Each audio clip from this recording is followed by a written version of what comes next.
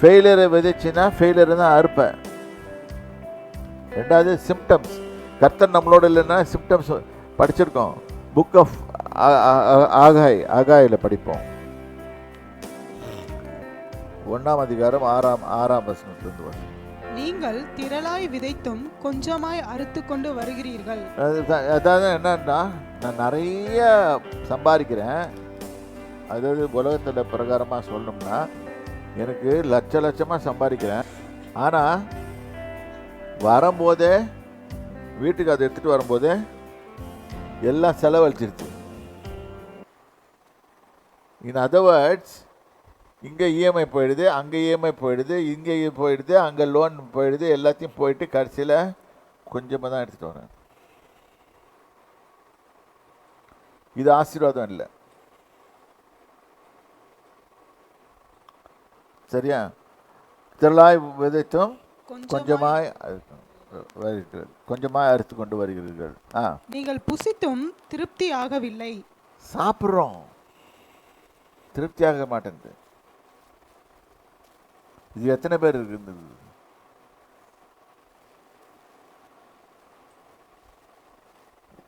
ஒரு நாள் நீங்களே பாருங்களேன், ஒரு நாள் உங்கள் சமையலில் நீங்களே உப்பு கொஞ்சம் அதிகமாக போட்டுருங்க. உப்பை கொஞ்சம் அதிகமாக போட்டிங்கன்னா சாப்பிட முடியுமா?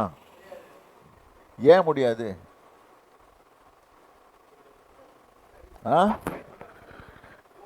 அப்போ திருப்தி ஆவீங்களா? என்ன சொல்லிட்டு இருப்பீங்க? சே, நான் ரொம்ப உப்பு போட்டுட்டேன், இது பண்ணிட்டேன், ஏதோ சம்திங், ஏதாவது ஒரு இதில் வேதனைப்பட்டுட்டு இருப்போம். But when we eat, we won't get satisfied. அதான் போட்டிருக்கோம், உன்னுடைய சாப்பாடு உனக்கு திருப்தியாக இருக்காது, தேவன் உன்னோட இல்லைன்னு சொன்னான். அடுத்தது, குடித்தும் பரிபூரணம் அடையவில்லை. பரிபூரணம் அடையவில்லை. நீங்கள் வஸ்திரம் உடுத்தியும் ஒருவனுக்கும் குளிர்விடவில்லை. கூலியை சம்பாதிக்கிறவன் பொத்தலான பையிலே போடுகிறவனாய் அதை சம்பளத்தை வாங்கிட்டு என்ன பண்றான்? உள்ள போடுறான், பாக்கெட்டுக்குள்ள போடுறான், இல்லாட்டி ஒரு பேக்ல வச்சுக்கிறான். அதுல பெரிய ஓட்டை இருக்குது. அந்த ஓட்டை இருக்குதுன்னு அவனுக்கு தெரிய மாட்டேங்குது. இந்த காலத்தில் சொல்லணும்னு சொன்னா, உங்க லோன்ஸ், கடன்கள், நான் புது மாதிரி லோன்ஸு இப்போ தான் கேள்விப்பட்டேன். நானும் படித்து தான் கிடச்சிக்கிறேன் நிறைய விஷயம், எனக்கு தெரியாது. இப்போ வந்து அந்த காலத்தில் என்ன பண்ணுவாங்களாம், சக்கரை தீர்ந்து போயிடுமா, பாட்டர் சிஸ்டமில் என்ன பண்ணுவாங்களாம், வீட்டில் எதிர்த்த வீட்டு மாமிகிட்ட போயிட்டு ஒரு டம்ளர் கொடுத்து சர்க்கரை வாங்கிட்டு வாங்க. இது நான் பார்த்ததே கிடையாது என் வாழ்நாளில். இப்படி ஒரு கேள்விப்பட்டேன். அடுத்த மாதம் கொடுத்துட்றோம்.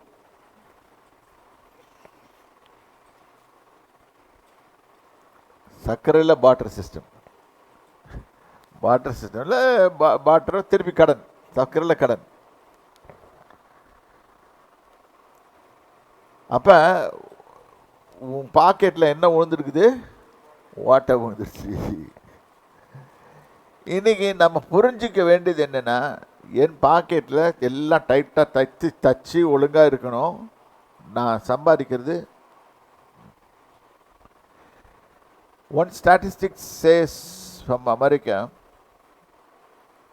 they conducted a study, 74% of marriages end in divorce because of money problem.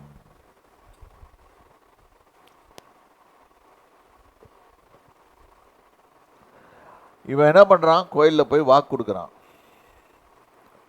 என்ன வாக்கு கொடுக்குறான் சொல்லுங்களேன்.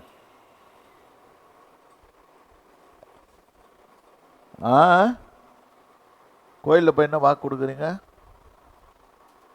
மறந்தாச்சு இல்லை? மரணம் பிரிக்கும் வரைக்கும் அப்படின்னு சொல்லி இங்கே டைலாக் விடுவான். 2 பேர் மாறி மாறி டைலாக் விட்டுக்குவாங்க. அது ஒரு பொய். இது யார் முன்னால சொல்றது? ஆண்டவர் முன்னால சொல்றது. கடைசியில் அங்கே என்ன நடக்கிறது? பிச்சுக்கிறது. பிச்சுக்கிட்டு என்ன பண்ணுறது? யோ, நீ ஒழுங்கா வீட்டுக்கு சம்பாரிச்சு போட்ட தானே உனக்கு அப்படின்னு சொல்லுவோம். இது மாதிரி நிறைய காரியங்கள் நடக்குது, வேதத்துக்கு புறணானவைகளா நடக்கிறது. ஆனால் கர்த்தர் இதெல்லாம் பிடிக்காதது, அவர் பிடிக்காத காரியங்கள் அவர் வெறுக்கிறார். அதனால தான் சொல்றாரு, உன் வழியை சிந்தித்து பாருன்றாரு. அடுத்தது 9வது வசனத்தை வாசிங்க. சிம்டம்ஸ் அதிகமாய் வரும் என்று நீங்கள் எதிர்பார்த்து. இது கொஞ்சம் வித்தியாசமா இருக்கு. திரளாய் முதல்ல ஆக்டிவ் டென்ஸ் எடுத்து காமிக்கிறாரு. இது வரும், ஆன்டிசிபேட்டட் திங், வரும் என்று எதிர்பார்க்கிற, ஆனா வரல.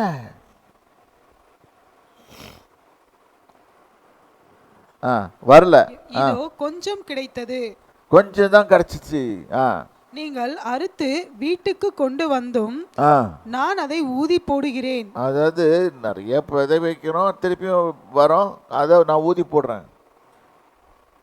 சில பேர் சொல்லுவாங்க கர்த்தர்லாம் அதெல்லாம் செய்ய மாட்டாரு, இல்லை நல்லாவே ஊதி போடுவார். இது உங்களுக்கு தெரிஞ்சவங்களுக்கு, பட்ட அனுபவிச்சவங்களுக்கு நல்லா தெரியும். நான் அனுபவிச்சிருக்கேன். அதனால தான் நான் கொஞ்சம் புத்திசாலித்தனமாக என்ன பண்ணுவேன், கர்த்தர்கிட்ட எப்பவுமே ஆசீர்வாதத்துக்கு போய் நேராக போய் அவர் கையை வச்சிட சொல்வேன்.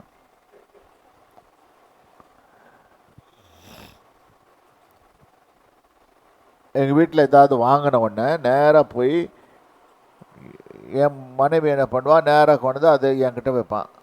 அதை நான் ஆசீர்வதித்து, கர்த்தாவே இது பெருகும்படி செய்யும் அப்படின்னு சொல்லிட்டு ஒரு இது ஜெபம் பண்ணிடுறது. இல்லாட்டி என்ன ஆகும், புஷ்ஷன்னு போயிடும். இது எத்தனை பேர் செய்கிறீங்க? ஸோ இது செய்யணும். செய்யும்போது அது பெருகும், இல்லாட்டி ஊதி போடும். அடுத்தது எதி நிமித்தம் என்றால், என் வீடு பாழாய் கிடக்கும் போது நீங்கள் எல்லாரும் அவனவன் தன் தன் வீட்டிற்கு ஓடி போகிறீர்கள். தன் இதுல ப்ராப்ளம் என்னன்னா, இது வீடுன்னு சொல்லும் போது 2 வீடு சொல்றாரு. ஒன்று நம்ம இருதயத்தை குறித்து பேசுறாரு, இன்னொன்று சபையை குறித்து பேசுறாரு. இன்னைக்கு எத்தனை பேர் லேட்டா வந்தீங்க? எல்லாருமே. அப்புறம் எப்படி ஆசீர்வாதத்தை பெற முடியும்? இது சொல்ல வேண்டியது என் கடமை. ஏதோ ஒன்று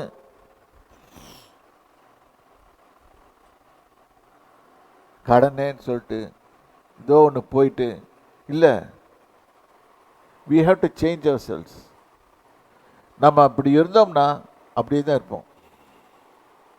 கடைசியில் உட்காந்து மூலையில் உட்காந்து ஓன்னு அழுவோம். ஒன்றுமே இல்லைன்னு சொன்னால், முடியலன்னு சொன்னால், கடைசியில் நம்ம எங்கே பண்ணுவோம், ரூமை சாத்திக்கிட்டு கதவை சாத்திக்கிட்டு ஓன்னு அழுவோம். ஏன்னா நம்ம அழுகிறது மற்றவங்களுக்கு தெரியக்கூடாது.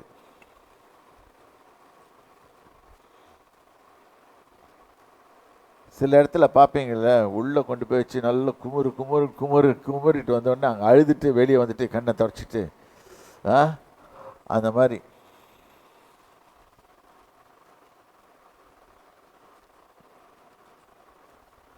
கர்த்தர் நம்முடைய வாழ்க்கையை, நம்ம செய்கைகளையும் விதைக்கு தான் ஒப்பிட்டிருக்கிறார். நேற்று இதுதான் படித்தேன் நாம லூக்கா. இங்கே இயேசுவோட ஊழியத்திலேருந்து எடுக்கிறது, சில ஊமையான காரியங்களை பேசுகிறார். இது பார்ப்போம். 4வது வசனத்தை, 8ஆம் அதிகாரம் 4வது வசனம். சகல பட்டணங்களில் இருந்து திரளான ஜனங்கள் அவரிடத்தில் வந்து கூடின போது அவர் ஊமையாக சொன்னது. ஜனங்களுக்கு அவர் பேசும்போது ஊமைகளா பேசுறாரு.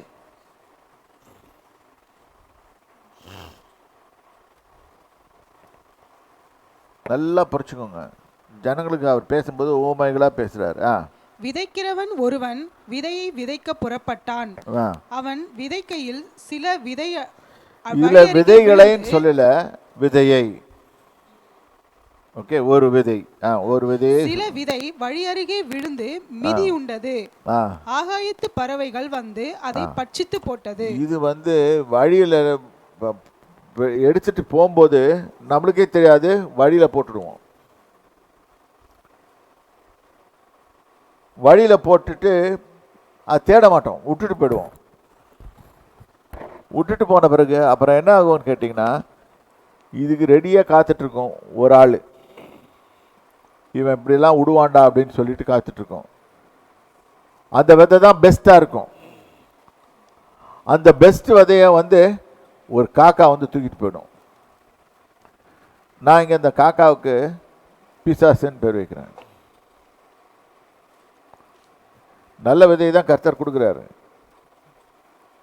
ஒரு வேளைக்கு பெஸ்ட் விதை வந்திருக்கும். அந்த விதையை எடுக்க போகும்போது கையில், இந்த கையில் ஓட்டை இருக்கும்ல, அந்த ஓட்டை அந்த காலத்தில் சொல்லுவாங்க, உங்களுக்கு ஞாபகம் இருக்கா? கையை விரிச்சு மடக்கிப்பார் மடக்கிப்பார், இங்கே இதை ஓட்டை இருந்துச்சுன்னா உன் கையெல்லாம் ஒழுகிடும் அப்படின்வாங்க. அதை தான் அதே மாதிரி தான் இங்கே இப்படி எடுக்கிறோம், கீழே சிந்துது, நம்ம அதை கவனிக்க மாட்டோம், அப்படி போயிடுவோம். அதை யார் பார்த்துட்டு இருக்கிறது? ஒருத்தன் பார்த்துட்டு இருக்கிறான். யார்? பிசாசு. அவன் என்ன பண்ணுறான்? கிளீனாக வந்து அள்ளிட்டு போயிடுறான். இப்போ உங்களுக்கு கிடைக்க வேண்டிய லாபத்தில் அங்கேயே கொஞ்சம் குறைச்சிது. இப்போ ஆக்சுவலாக நான் தொழில் செய்யும்போது நான் அக்வாகல்ச்சர் ஃபார்ம் வச்சுருந்தேன். அப்போ நாங்கள் என்ன பண்ணுவோம், விதைப்போம். நாங்களும் விதைப்போம். விதைக்கும் போது